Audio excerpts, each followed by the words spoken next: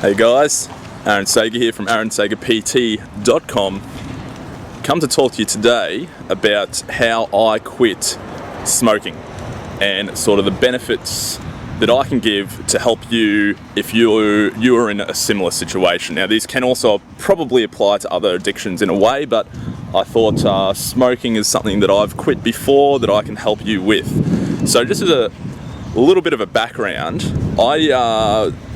it's sort of hard to tell how long I was a smoker for, because I know it's sort of hard to tell how long I was addicted for. Really, it's a very grey area, but I probably smoked anywhere between 15 to 20 rollies were my smoke of choice, Winnie Golds. 15 to 20 of those on every day. Now this doesn't include, for those smokers out there, you know, if you're hitting the piss, I'll probably go through, I used to get 50 gram packs of rollies, and I'll probably go through a 50 gram pack in one night if I was hitting the piss pretty hard. So that's a bit of an idea of what I used to smoke, and I probably smoked like that for about 1.5 to 2 years. Of course, with a bit of a build up to that addiction. So that's a bit of a background there. Now, one thing, the first thing that really you need to admit to is that you've got an addiction. Now that took me a long time, a very long time to admit to having. So the sooner you can admit you've got a problem there, the sooner you can admit you've got an addiction, the easier it will be to make the change. So I was lucky enough in a way to only be 2 years in, which makes a big difference with quitting.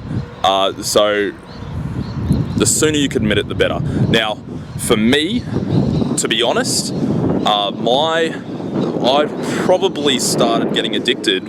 I used to go into town a lot younger. So I've been off smokes for about 3 years. So I have had relapses, little lapses here and there where I may have smoked, you know, there's been 1 or 2 occasions where I've probably smoked 20 cigarettes in a night if I've had a big night on the drink. But for the most part, I have not smoked much since. In those 3 years, I have hardly any smokes in those 3 years. Now, when I knew I was addicted, I was well addicted when I admitted my addiction. So, to be honest, I probably became addicted the first time the first time I actually was addicted was the first time I rolled a cigarette at home. Now, I used to buy smokes out in town, give them to my friend, and whenever I needed a smoke, I would ask him to roll me one. Now, that's how it started for me. I would then, at the end of the night, he'd give the remainder of the tobacco to me, and I'd just bring it home. And for a long time, I would just leave it at home. I wouldn't touch it. I wouldn't think of smoking again. But there was one night when I was at home, and I thought I might give it a go at rolling. I didn't know how to roll. I rolled a really poor poor smoke, and then that became a, you know, every 2 or 3 night habit. Then that became a nightly thing. Then I moved out of home, and it just progressed from there. It became a big problem. Then I started smoking at work. Then I was smoking in my car, you know, all that sort of stuff. So it's a steady, just admit you're addicted, guys. Know and be willing to admit when you're addicted. It's not a pussy thing to do. It's a very courageous thing to do, to actually admit to an addiction. A lot of people are scared to do it because they think they can quit at any time. Don't fall into the trap, guys. Don't be a pussy. It's fucking stupid. Just admit you're addicted. That's the number 1 step, okay? Step number 2 that I found really helped with my quitting of smoking was I sought out help from my GP. So there are medications like Champax that I used that can actually significantly help. At least it helped me during the initial stages of quitting smoking. That can really help. So if it's your first time using Champax as well, you get a big discount on it. So it's definitely worth giving a go, guys. I highly recommend it. It helped a lot for me. Now what Champax does is it sort of gives you, it takes away that nice feeling, that positive influence that smoking gives to you when you're addicted. So really takes the buzz off it. Now, when you're addicted, you don't feel the same buzz, you know, the head spin and that sort of stuff that you did when you started. But surprisingly, 2 years in, I still notice a difference. When I used Champax, it took away, there is a slight buzz that you still get when you smoke, a good feeling, a relaxing feeling, and a physiological feeling that you do still feel every time you smoke, even if you're a weathered veteran at the old durry munching. So use Champax, it really helped me. Now, I only needed to use it for the first month or so, and then I really didn't need to use it from there. But you can get 6 months worth, all at a discounted price, if it's your first time using Champax trying to quit smoking. So use that if you need to. I highly recommend it. I think it had a major influence on me surviving the first initial part of quitting smoking, the first month or so. So yeah, seek help from your GP. Number 3, work out what your triggers are. Find out what your triggers are. Now, I knew the major trigger for a lot of people, and probably most smokers, is alcohol. Alcohol is huge. I knew that if I drank alcohol, I would relapse, I would go back into smoking. So I made the decision to not drink alcohol. I think it was at least 6 months. I had 6 months without more than one beer at any given time. I did not get, I did not have any more than one beer at a time, because I knew if I would drink more, that the cravings would be too much, and the willpower would get reduced, and my inhibitions would get reduced, and I would give in and have a smoke. And once you give in on the piss, you are gone for the night. You're gonna hit it hard, hit those ciggies hard, and that's what I knew I couldn't do. Now, some people might say, I'm not fucking giving up alcohol. That's the one thing. Smoking and alcohol are two things that I can do that help me relax. Well, hey, you can make the decision, big boy, if you want to die of lung cancer at 60, or if you want to miss 6 months, 3 to 6 months of drinking and not have to worry about it. So the sooner you quit, the better it is. So you make the decision, guys, and that's another, you do have to make, if you're going to quit smoking, there are some sacrifices you have to make. Alcohol was one for me, at least initially. Now, I can drink now, and providing I don't drink too much, I can avoid cigarettes pretty easily. And cigarettes almost disgust me unless I've been drinking a lot of alcohol. So for me these days, 3 years out of smoking, it's not a big deal for me to drink. I still get cravings. Surprisingly, I still get cravings to this day on alcohol. If I'm drinking alcohol, I'll still get cravings. So keep that in mind, guys. You'll always have those cravings. It is a highly addictive substance. Now, this sort of overlaps into making sacrifices, which is, I had a friendship group at the time that I knew I would smoke if I was around. Now, these days I don't hang around that friendship group very much at all. I'll see them once in a blue moon, which is good. I mean, people grow, they grow apart, that sort of thing. But at the time I was seeing this group of people very frequently, and it was a big decision for me to make to not hang out with them so much. And I needed to make this decision, because I knew if I was to hang out with them, for one, they weren't a very supportive group of people. You know, if they knew that if they knew you were quitting smoking, some of them wouldn't care. You know, they wouldn't mind, but some of them would almost they would try to sabotage your efforts. They would offer you smokes, they'd blow smoke in your face, they would do that sort of thing, which is, you know, they think they're being funny. When you're serious about quitting smoking, it ain't funny. It ain't funny. So I made the decision to avoid this friendship group.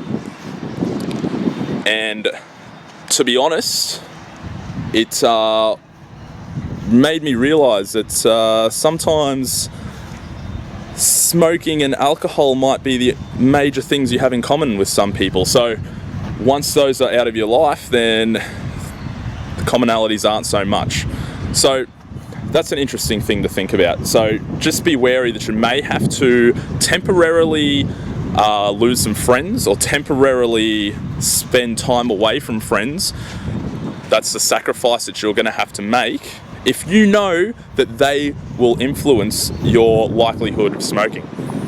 Keep that in mind. It comes back to how bad do you want it? Do you want lung cancer at 60, or do you want to temporarily stay away from a few friends for a little while? Now, this group of friends I actually stayed away from for about 3 months. Didn't have a smoke for 3 months. I hung out with them sober. Boom. I relapsed into smoking. That was the first time I had a smoke in 3 months. Regretted it instantly. I think I smoked one smoke and then started smoking half of another, put it out, didn't touch it again for years. So, and I didn't hang out with that friendship group for a long time after that.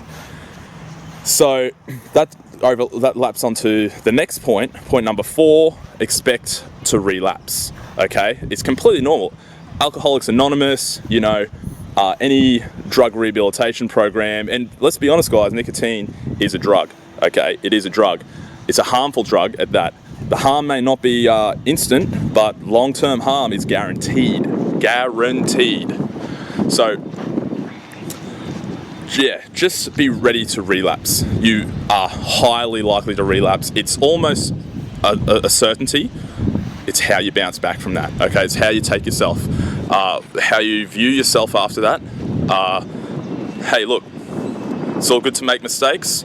It's a new day tomorrow. Start afresh. You're all good. The addiction doesn't, well, it can, but it doesn't kick back in immediately after you've had that smoke. I remember feeling quite a little bit ill after having that smoke after not having one for 6 months. So keep that one in mind. Now, number 5. Number 5, don't put too much stress. Try to quit at a minimal stress time.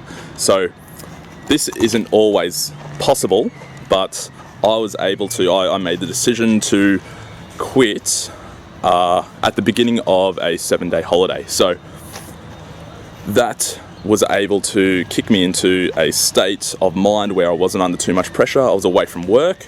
I was able to use that time to relax, enjoy my holiday, and that puts you in the best state of mind to quit. Your willpower is at its maximal, you're getting plenty of sleep, there are no other stresses, not too many other stresses, and it just makes it that much easier. Now, you can't use this as an out to never ever quit. Oh, my life's always stressful, I never have holidays, I can never quit. This isn't, this is an ideal situation to quit when you have a holiday, but hey, you're gonna have to quit sometime if you really want to. Try to pick the least stressful time as you can. That might mean you still have to be working, you don't have a holiday coming up, but quit over a weekend. Quit when you have as little on your plate as possible in that given moment, in that circumstance. It may still be stressful, but it does help. The less stress, the better. And lastly, guys, number 6, I would say don't put too much pressure on yourself. Okay, I made the agreement with myself that when you use champ packs, you're actually still smoking the first week that you start champ packs. So I'm still having a few durries the week up until my holiday while taking champ packs, whatever it is. And I said, look, I'm going to go on this holiday. I'm going to see if I can make 3 days without a smoke. I'm going to go for 3 days. I went for 3 days without a smoke. I thought, and 3 days, the third day is the hardest. If you can get past 3 days, you can quit. If you can get past a week, you definitely can quit. You can definitely quit. That's the hardest part. The first 3 days and then probably going on to the next week is the hardest part. I made 3 days. I was like, cool. I made 3 days. All good.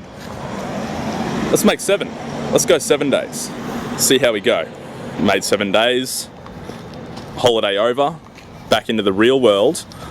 I was on a roll. I'd made momentum. The cravings were the cravings over the first week are pretty tough, and they are tough they are quite tough ongoing for, I'd say, up to 6 months to a year. But the hardest part was that first week. I'd made it past that first week. I thought, hey, let's make it a month. Why not? Made it this far. Let's go a month. Made it a month. Hey, I've made it a month. Let's see how far I can push this. As it turns out, I pushed it out to 3 months and ended up relapsing, as I mentioned. But once I had gotten to that 3 month stage, I knew I could do that again. And then I went, I think it was probably, after that, it was probably 2 years without a single smoke before I felt okay having another one without worrying that it would spur on my addiction again. So, not that that's okay either. Every time I smoke, I regret it. So, that's what I would suggest, guys. They're the 6 tips I can give you. So, 1, admit you have an addiction. 2, seek help through your GP, get some medication. It does help. 3, number 3, don't put too much pressure on yourself. 4, this isn't in the right order, but 4, avoid the triggers, know what the triggers are and avoid them. You're gonna make sacrifices. Number 5, do it at a time that's the least stress for you, if you can. And number 6, did I say admit you have an addiction? I think I did. There was a 6th one in there, but you get the gist, okay? Guys, quitting smoking is probably the hardest thing, one of the hardest things I've done, one of the most satisfying things I've done, and I hope to God that I never get back to that stage that I once was. So, I still get cravings to this day, normally when drinking alcohol. Otherwise, I'm pretty good. There are random, like I might walk past someone smoking 1 out of 20 times and just get a bit of a reminder of what that felt like. But guys, make the sacrifice. It's good. It's worth it in the long run. My lungs have not felt this good in a very, very long time, and you will notice a difference, especially if you exercise a lot. You will notice a massive difference in your lung capacity and how you feel, and not reliant on that specific drug. Okay. Cheers for listening. I'll see you in the gym.